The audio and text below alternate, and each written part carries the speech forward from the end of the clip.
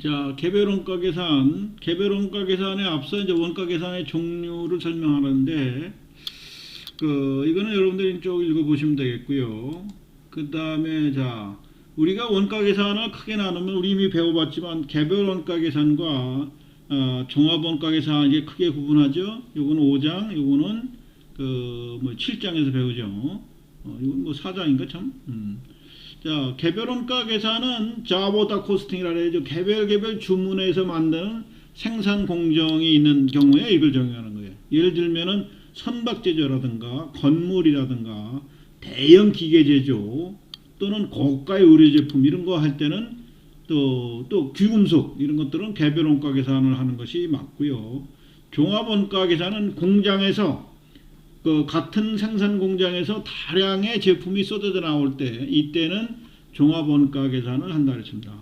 이 종합 원가 계산에는 또 뭐 조별 종합 원가 계산, 등급별 종합 원가 계산, 연산품 종합 원가 계산 이런 게 있을 수 있다 그랬죠.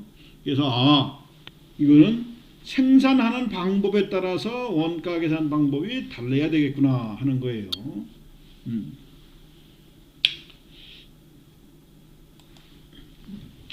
자, 개별 원가 계산. 이거는 중요한 얘기가 자보다 코스팅이라는 거 있죠. 그죠? 자보다. 그러니까 어떤 개별 제품, 선박을 만들어도 뭐 몇천 톤짜리도 만들지만 뭐 몇만 톤, 몇십만 톤짜리 선박도 만들죠. 그죠?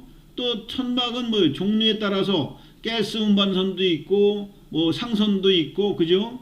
뭐 컨테이너 운반선도 있고 또 뭐 여객선도 있을 수 있고 그러니까 다 종류만 따라 또 내부에 들어가는 사양이 또 다 다르죠. 그죠? 그렇기 때문에 다 종류별로 다르다 하는 것을 잘 기억해 두시기 바랍니다. 자, 개별 원가 계산과 종합 원가 계산을 비교한 건데요. 요거는 우리가 제일 중요한 것이 제품의 생산 형태가 다르다는 거예요. 자, 이질적인 제품을 주문해서 보통 생산하는 거예요.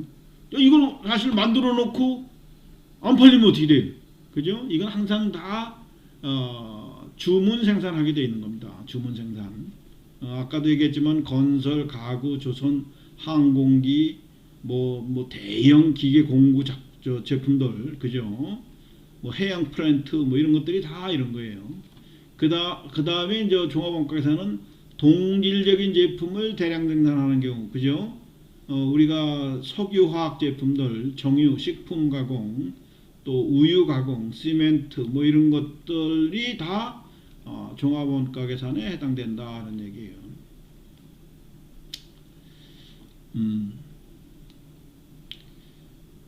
자, 이제 원가 계산 방법이 여기는 어떻게 특정 작업별로 자보다대로 누적해야 되지만은 여기는 공정별로 누적해서 제품 단가를 구하는 과정이죠. 이거는 어떻게 돼요? 자보다별로 다 집계를 하면은 그죠? 완성돼 있으면 이게 제품 원가가 되는 거고요.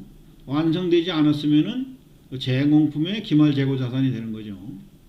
자, 종합원가 계산은 참 중요한 개념 중에 하나가 뭐 여기는 지금 나와 있지는 않은데 완성품 환산량이라는 게 중요하다 그랬죠. 그죠? 완성품 환산량. 완성돼서 나온 것은 뭐 그냥 딱딱딱 세면 되는데 이 공장에 있는 것은 어떻게 원료가 투입된 것부터 나오기 직전까지가 쭉 컨베이어 벨트에 묻혀 있거나 무슨 저기 회사 공정 여러 공정 중에 막 걸쳐 있겠죠. 그러니까 그것에 대한 완성품 환산량을 사실은 계산하는 게 중요하고요. 계산이 돼 있을 때 그 원가 계산하는 방법이 아주 특별하다고 그랬었습니다. 그죠?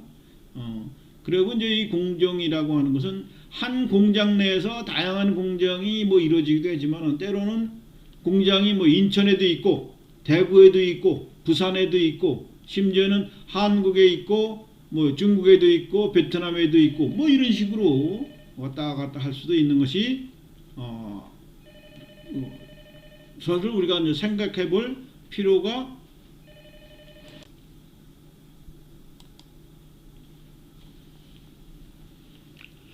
자, 원가 계산 종류에서 전부 원가 계산과 변동 원가 계산 이거는 우리가 변동비 고정비를 나눌 때 변동비 중심으로 원가 계산을 하는 것을 우리가 변동 원가 계산 그러니까 직접비만 원가로 생각하는 거예요. 직접비.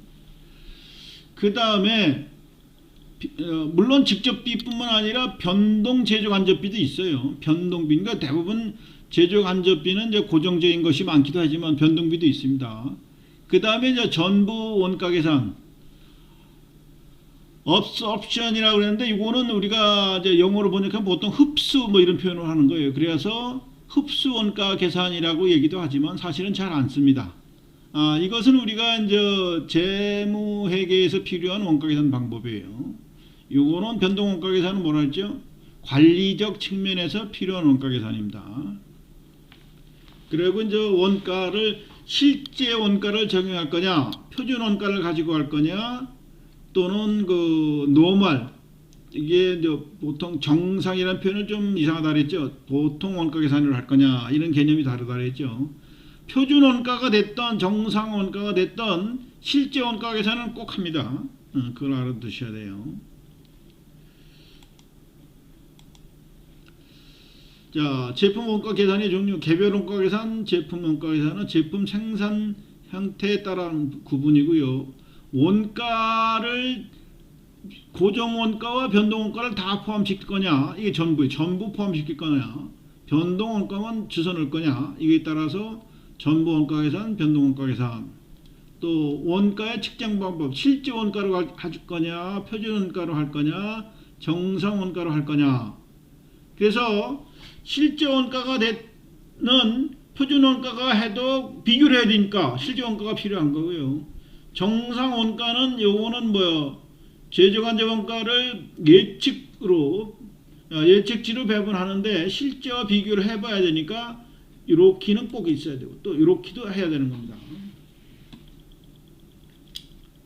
그 다음에 이제 개별 원가 계산의 절차.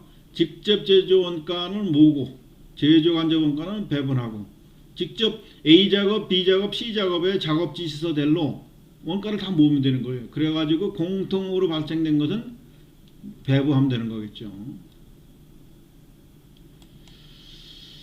이 작업 지시서, 이게 이제 작업 지시서 몇 번 해가지고 어디에서 어떤 거를 며칠 내서 해가지고 어떻게 들어간다 이렇게. 그러면 이제 작업 원가표라는 거에 이 작업이 어떤 재료가 얼마큼 들어가고 노동자가 얼마큼 쓰고 그렇게 해가지고 어떻게 되십니다. 그래서 이 집계표를 다 모으면은 그 뭐예요? 원가 계산이 끝나는 거예요. 작업 원가표 하나가 완성됐다. 예를 들어 204분이 완성됐다. 이거는 제품 제조 원가가 되고요. 완성되지 않았다 하면은 제공품 원가가 되는 겁니다. 그 양식만 다 모으면 되죠. 이게 어떻게 보면 원가 계산이 이건 단순합니다. 재료 원가와 재료 출고. 그러니까 재료 하려면 뭐 창고나 재료부에 재료가 있으면 누가 요구를 해야 되겠죠. 그래서 받아다 쓰고. 그러니까 이게 재료 소비액을 계산할 때 이게 꼭 필요한 거죠.